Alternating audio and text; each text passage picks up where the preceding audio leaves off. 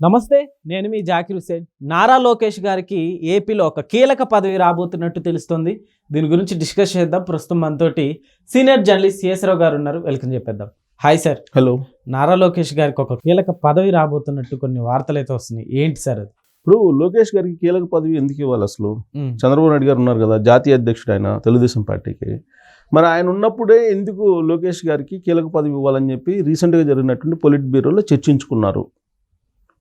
అవసరం ఏంటి అనే దాని మీద మనం విశ్లేషణ చేసుకుంటే కనుక, చంద్రబాబు నాయుడు గారికి ప్రస్తుతం 75 సంవత్సరాలు. రాబోయే ఎన్నికలు 2029 నాటికి ఆయన వయసు 79 అవుతుంది, ఆల్మోస్ట్ 80. కాబట్టి వయసు రీత్యా ఆయనకి అలసట లేకపోయినా, ఇవాళకి కూడా యంగ్స్టర్గా పనిచేస్తున్నా, ఆరోగ్యంగా ఉన్నా, షార్ప్గా ఉన్నా, యంగ్స్టర్స్ తోటి పోటీపడి పనిచేస్తున్నప్పటికీ వయసు రీత్యా వచ్చేటువంటి కొన్ని ఉంటాయి. కాబట్టి వారసులను తయారు చేయాలి, పొలిటికల్గా రాజకీయ వారసులను తయారు చేయాల్సిందే పార్టీ నిలబడాలంటే కనుక. సో ఇప్పుడు ఉండేటువంటి వారసుడు ఎవరు పొలిటికల్గా తెలుగుదేశం పార్టీకి అని అంటే కనిపించేది లోకేష్ గారే, నారా లోకేష్. మరి లోకేష్ని మరి ఏ స్థాయిలో ప్రమోట్ చేస్తే, ఏ స్థాయి పదవి ఇస్తే ఆయన వారసునిగా విజయవంతంగా పార్టీని నడిపే అవకాశం ఉంది అనే దాని మీద పొలిట్ బ్యూరోలో సహజంగా చర్చించుకొని ఉంటారు. ఆ సందర్భంగా వచ్చినటువంటి అంశాలు ఏంటంటే, జాతీయ అధ్యక్షుడు పదవి ఇచ్చేయటమా, పూర్తి స్థాయిలో పార్టీ పగ్గాలు అప్పచెప్పటమా లోకేష్ గారికి, లేదు వర్కింగ్ ప్రెసిడెంట్ అప్పచెప్పడమా, లేదు ఇంకేమైనా కొత్త పదవిని క్రియేట్ చేసి ఇవ్వాలా, ఏం చేయాలి అనే దాని మీద ఒక సీరియస్ చర్చ జరిగింది. ఖచ్చితంగా ఒక కీలకమైన పదవి అయితే ఆయనకి ఇవ్వబోతున్నారు. అది ఏ పదవి అయి ఉండొచ్చు, ఏ పదవి కావడానికి అవకాశం ఉంది అని మనం ఒకసారి అంచనా వేసుకుంటే కనుక, చంద్రబాబు నాయుడు గారు గౌరవ అధ్యక్షుడిగా తెలుగుదేశం పార్టీకి ఆయన పరిమితం అయ్యి, జాతీయ అధ్యక్షుడి పదవిని లోకేష్ గారికి ఇస్తేనే పార్టీని రాబోయే ఎన్నికల నాటికి సంస్థాగతంగా బలోపేతం చేసుకుంటూ తన టీంని రెడీ చేసుకుంటారు లోకేష్ గారు అనేటువంటి అభిప్రాయం ఒకటి వినిపిస్తుంది. మొదటి ప్రాధాన్యత. రెండవ ప్రాధాన్యత ఏంటి? జాతీయ అధ్యక్షుడిగా చంద్రబాబు నాయుడు గారిని కొనసాగిస్తూ వర్కింగ్ ప్రెసిడెంట్ అనేటువంటి దాన్ని తీసుకుని పనిచేయాలి అనేది రెండో ఆప్షన్. కానీ ఇక్కడ సెంటిమెంట్ ఒకటి పనిచేస్తుంది. వర్కింగ్ ప్రెసిడెంట్ అనేది ఫెయిల్యూర్ కాన్సెప్ట్. ఎక్కడ ఫెయిల్ అయింది? పక్క రాష్ట్రంలో ఉన్నటువంటి తెలంగాణలోనే ఫెయిల్ అయింది. వర్కింగ్ ప్రెసిడెంట్గా ఉన్నటువంటి కేటీఆర్ గారు ఇవాళకి కూడా రాజకీయంగా ఆయన ఎదగలేకపోతున్నారు. కేసీఆర్ గారి నీడనే బీఆర్ఎస్ పార్టీ ఉంది. వన్స్ కేసీఆర్ గారు బీఆర్ఎస్ పార్టీ నుంచి పక్కకు తప్పుకున్న రోజు కేటీఆర్ గారు నడపగలరంటే నడపలేని పరిస్థితి ఇవాళ. సో వర్కింగ్ ప్రెసిడెంట్గా ఆయన గత 7-8 సంవత్సరాల నుంచి ఉన్నారు. అయినప్పటికీ పార్టీని లీడ్ చేయలేని పరిస్థితిలో ఉన్నారు. కారణం ఏంటి? అక్కడ కేసీఆర్ గారు ఉన్నంత వరకు ఇక్కడ కేటీఆర్ గారికి గ్రాఫ్ పెరగల. ప్లస్ వర్కింగ్ ప్రెసిడెంట్ అనేది ఫెయిల్యూర్ పోస్ట్ అనేది అర్థమైపోయింది. అసలు కేటీఆర్ గారిని అయితే కాబోయే సీఎం అని చెప్పి ప్రతి ఆయన బర్త్డేకి ప్రమోట్ చేసేవాళ్ళు. కానీ ఆయన ఆ పదవిని అందుకోలేకపోయారు, ముఖ్యమంత్రి పదవిని. అందుకోలేకపోయి ఈ మధ్యకాలంలో రేవంత్ రెడ్డి గారిని "నువ్వు చాలా అదృష్టవంతుడు, నువ్వు చాలా తక్కువ ఏజ్లోనే ముఖ్యమంత్రి కాగలిగావు" అని చెప్పి అసెంబ్లీలో ప్రస్తావించాడు.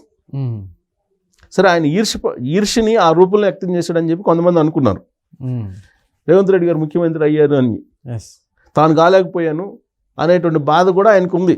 ఆయన పార్టీలో వాళ్ళే చాలామంది చెప్తుంటారు. సో కాబట్టి ఇక్కడ ఫెయిల్యూర్ పోస్ట్ అది. కాబట్టి ఆ పోస్ట్ని అక్కడ ఆంధ్రప్రదేశ్లో తీసుకొని లోకేష్ గారు ఎదుగుతారు, సీఎం లెవెల్కి ఎదుగుతారు అని అంటే కొంతమంది దీన్ని ఉదాహరణగా చూపిస్తున్నారు. కాబట్టి వర్కింగ్ ప్రెసిడెంట్ అనేటువంటి పదవి రూల్డ్ అవుట్, దాన్ని పక్కన పెట్టేశారని చెప్పి తెలుస్తుంది. ఏది? పొలిట్ బ్యూరో సమావేశంలో. మరి ఇంకా ఏముంటుంది అని అంటే, కొత్త పోస్ట్ ఏదైనా క్రియేట్ చేయాలి. కొత్త పోస్ట్ క్రియేట్ చేసి ఆ పోస్టు అనౌన్స్ చేయాలి. ఒకవేళ చంద్రబాబు నాయుడు గారు కనుక జాతీయ అధ్యక్షుడిగా కొనసాగాలి, గౌరవ అధ్యక్షుడు కాదు అని అంటే కనుక అప్పుడు ఏదో ఒక కొత్త పోస్టు క్రియేట్ చేయాలి. అంటే ఎలాంటి సార్? అంటే కొత్త పోస్ట్ ప్యారలల్గా జాతీయ అధ్యక్షుడికి ప్యారలల్గా ఉండేటువంటి పోస్ట్,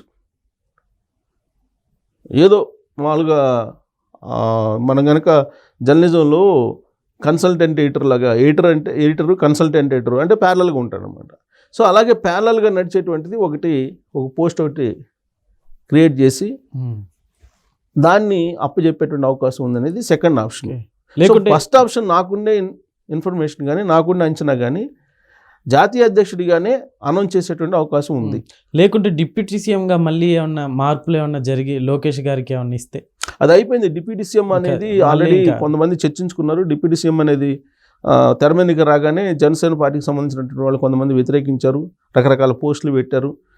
గందరగోళం అయినటువంటి క్రమంలో దాన్ని ఆదిలోనే సెటరేట్ చేశారు చంద్రబాబు నాయుడు గారు జోక్యం చేసుకొని. ఆ తర్వాత కొంతమంది ఏమన్నారు, అసలు సీఎం ఎందుకు కాకూడదు, లోకేష్ గారు సీఎం పదవి ఇస్తే నెక్స్ట్ ఎలక్షన్కి ఆయన లీడ్ చేస్తారనేది కూడా అన్నారు కొంతమంది ఆయన అభిమానులు. కానీ చంద్రబాబు నాయుడు గారు ముఖ్యమంత్రిగా ఉండగా ఆయన్ని ముఖ్యమంత్రిగా యాక్సెప్ట్ చేయరు, జనసేన యాక్సెప్ట్ చేయదు, బీజేపీ యాక్సెప్ట్ చేయదు. సో కాబట్టి చంద్రబాబు నాయుడు గారు యాక్టివ్గా ఉన్నంతకాలం సీఎంగా ఆయనే కొనసాగుతారు, ఛాన్సే లేదు. అయితే ఈలోపుగా పార్టీని బలోపేతం చేసుకోవడానికి లోకేష్ గారికి కీలక బాధ్యతలు అప్పచెప్పే అవకాశం ఉంది. సంస్థాగతంగా ముందు ఆయన చేతిలోకి పార్టీ వెళ్ళిపోతే ముఖ్యమంత్రి ఎప్పుడైనా కావచ్చు, ముందు అయితే పార్టీ బలంగా ఉండాలి. పార్టీ బలంగా ఉన్నప్పుడు ముఖ్యమంత్రి 2029 కాకపోతే నెక్స్ట్ ఎలక్షన్లో అవుతారు. ఓకే. సో ఏదో ఒక ఎలక్షన్లో తెలుగుదేశం పార్టీని అధికారంలో తీసుకొచ్చేటువంటి సత్తా, పార్టీని ఆ దిశగా నడిపించేటువంటి చాణక్యం ఆయనకి రావాలి అని అంటే ఖచ్చితంగా ఆయనకి కీలకమైన పదవి ఇవ్వాలి.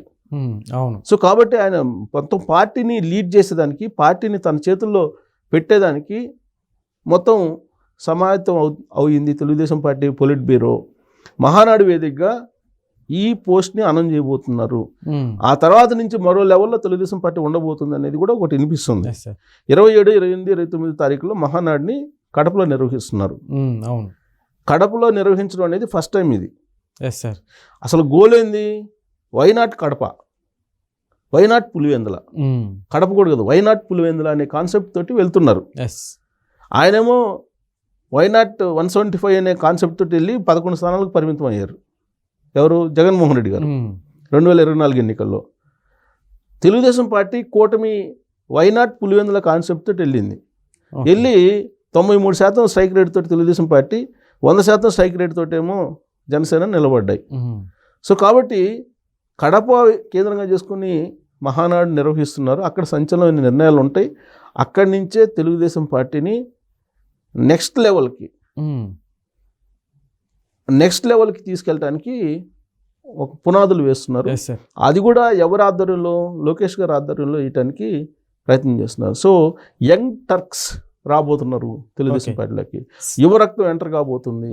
సీనియర్స్ని సాగనంపే కార్యక్రమం, లేదంటే బ్యాక్ ఎండ్లో వాళ్ళ సలహాలు తీసుకునే కార్యక్రమం మాత్రమే ఇక తెలుగుదేశం పార్టీలో ఉండొచ్చు అని చెప్పి భావిస్తూ ఉన్నారు. ఓకే సార్, అయితే ఇప్పుడు చంద్రబాబు నాయుడు గారి పొలిటికల్ వారసత్వాన్ని నారా లోకేష్ గారు కంటిన్యూ చేయగలుగుతారనే సందేహం ప్రతి ఒక్కరిలో కలుగుతుంది. సో ఏం చెప్తారు సార్? అంటే ఒకప్పుడు ఉండేది, ఇప్పుడు దాదాపుగా అది పలచబడుతూ వచ్చింది. ఎట్లా సార్? అంటే ఫస్ట్ తెలుగుదేశం పార్టీలో ప్రత్యక్షంగా ఎంటర్ అయింది ఎక్కడ? కార్యకర్తల సమన్వయ కమిటీ కన్వీనర్గా ఎంటర్ అయ్యారు లోకేష్. ఎంటర్ అయ్యి కార్యకర్తలతోటి మమేకమయ్యారు. మమేకమయ్యి మెంబర్షిప్ దగ్గర నుంచి వాళ్ళకి రకరకాలుగా ఈ స్కీమ్స్ పెట్టడం, ఆరోగ్య సంబంధించిన, అలాగే పార్టీలో ఉంటూ ప్రాణాలు కోల్పోయినటువంటి వాళ్ళ కుటుంబీకుల పిల్లలకి సహాయం చేస్తూ, ఇలా రకరకాలుగా కార్యకర్తల ఒపీనియన్ని, లేదంటే కార్యకర్తల మనోభావాన్ని ఆయన అర్థం చేసుకున్నారు. కార్యకర్తలు నాయకుడిగా ఆయన్ని గుర్తించారు తొలి ఫేజ్లో. ఆ తర్వాత ఏమైంది? 2014 నుంచి 2019 మధ్యలో ఆయన ప్రధాన కార్యదర్శి అయ్యారు, జాతీయ ప్రధాన కార్యదర్శి తెలుగుదేశం పార్టీకి.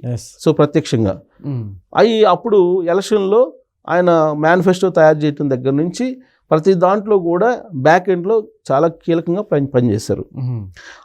అధికారంలోకి వచ్చిన తర్వాత మినిస్టర్గా పనిచేశారు, ఐటీ అండ్ పంచాయతీరాజ్ శాఖ మంత్రిగా. సో యాజ్ ఎ పొలిటీషియన్ ఆయన కార్యకర్తల మనసును దోచుకున్నారు. మినిస్టర్ అయిన తర్వాత తెలుగుదేశం పార్టీలో ఉండేటువంటి లీడర్స్ ఎవరైతే ఉన్నారో, నాయకులు, వాళ్ళు కూడా యాక్సెప్ట్ చేశారు. ఎప్పుడు? ఆయన మంత్రి అయిన తర్వాత, ఆయన పనితీరును చూసిన తర్వాత. ఓకే, ఎగ్జిక్యూటివ్ సిస్టమ్ని రన్ చేయగలరు, అనేటువంటి ఒపీనియన్కి నాయకులు కూడా వచ్చారు. అంటే పూర్తి స్థాయిలో కాకపోయినా ఒక 50% వచ్చారు. ఆ తర్వాత 2019 నుంచి 2024 మధ్యలో ప్రతిపక్షంలో ఉంది తెలుగుదేశం పార్టీ. ఆ సమయంలో ఈయన పోషించినటువంటి పాత్ర ఏదైతే ఉందో లోకేష్ గారు, ఇది కరోనా సమయంలో కానీ, కరోనా తర్వాత యోగాలం పెట్టిన తీరు కానీ, యోగాలం చేసిన తర్వాత ఆ రిమైనింగ్ 50% కూడా లీడర్లు యాక్సెప్ట్ చేశారు. ఆయన నాయకత్వాన్ని ప్రజలు యాక్సెప్ట్ చేశారు. అవును, అది సక్సెస్ అయింది. కాబట్టి కార్యకర్తలు ఫస్ట్ యాక్సెప్ట్ చేశారు, ఆయన నాయకత్వాన్ని నమ్మారు. తర్వాత లీడర్స్ 50% నమ్మారు. 2024 ఎన్నికల ముందు యువగళం పాదయాత్ర సక్సెస్ కావడంతో పూర్తి స్థాయి లీడర్లు నమ్మారు, ప్రజలు నమ్మారు. సో మరి ప్రజల నమ్మకం వచ్చింది, కార్యకర్తల నమ్మకం వచ్చింది, సీనియర్స్ నమ్మకం కూడా వచ్చింది. మరి ఆయన నాయకత్వం పార్టీని నడపదు అని చెప్పి ఎందుకు అనుకోవాలి? ఖచ్చితంగా ఆయన నాయకత్వం రాబోయేటువంటి రోజుల్లో పార్టీని విజయవంతంగా తీసుకెళ్ళగలదు అని చెప్పి భావించడానికి ఇదంతా మనం క్లుప్తంగా రివ్యూ చేసుకోవచ్చు. Yes sir. Okay sir, thank you.